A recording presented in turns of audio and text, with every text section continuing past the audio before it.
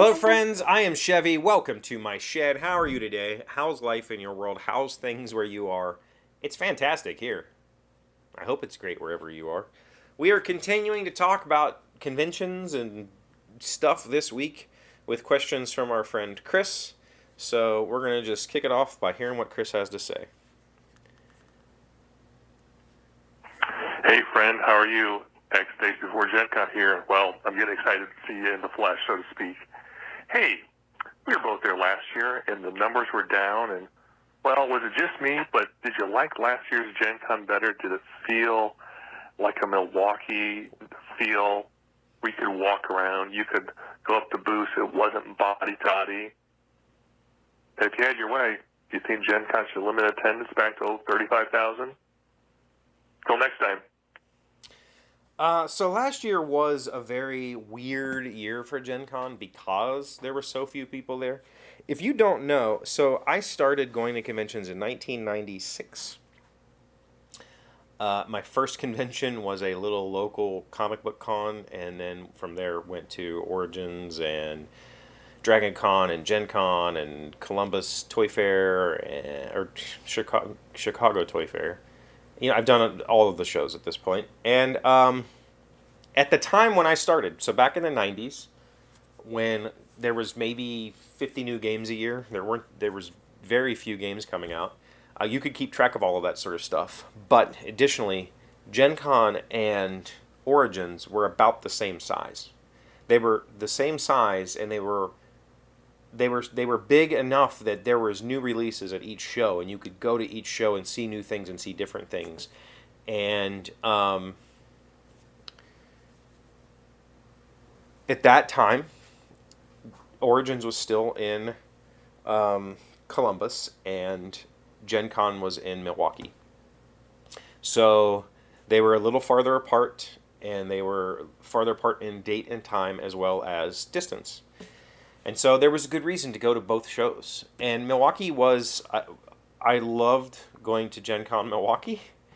I've said this before, I always felt like the people of Milwaukee didn't want us there. Like we were an inconvenience because they seemed like they didn't have a whole lot of events or whatever.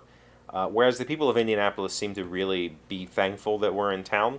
I didn't get that feeling in Milwaukee. I've told this to a lot of people, and a lot of people have said they didn't feel that way at all. So maybe it's just me. But at that time, I felt like Milwaukee was kind of more like, okay, why are you here? Like, we whatever.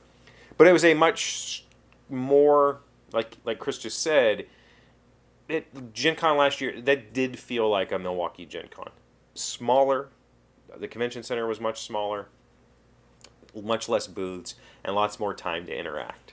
And if you've been to a modern Origins of less than 20,000 people Origins, then you know what that's like. It's a little bit more open and friendly and inviting. That being said, I think there is room for a show like Gen Con, and I think Gen Con fills that space.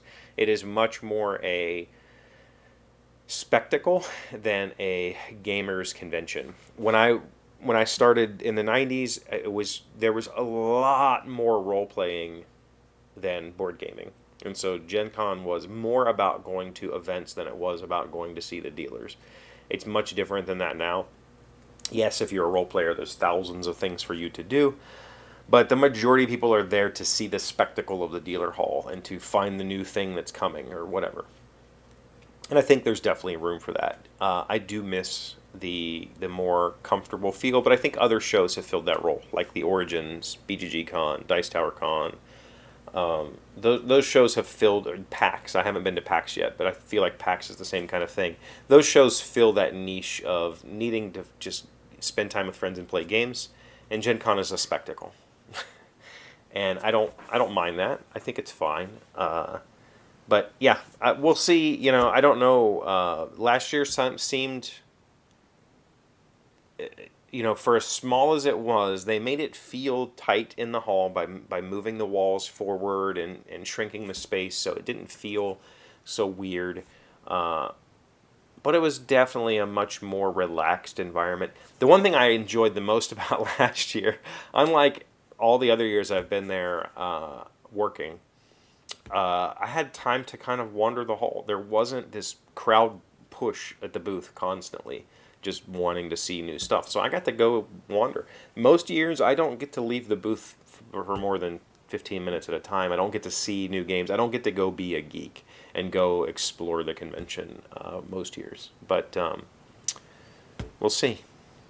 What about you? Do you like the hubbub of a kind of pre-COVID Gen Con, or do you prefer the more laid-back version? Let me know in the comments. Thank you for being here as always. Thank you for liking, commenting, subscribing, being amazing friends and wonderful people. I really appreciate you, and I'll see you again tomorrow. Today's word you should know to sound smart is muse. It is a noun meaning the source of one's creative or artistic inspiration, named after the mythical Greek muses said to be patrons of the fine arts. Oh, for a muse of fire that would ascend the brightest heaven of invention. William Shakespeare. Muse. M-U-S-E. I often feel like I am grasping for a muse when I'm creative because I want to be creative. I just don't know how to be.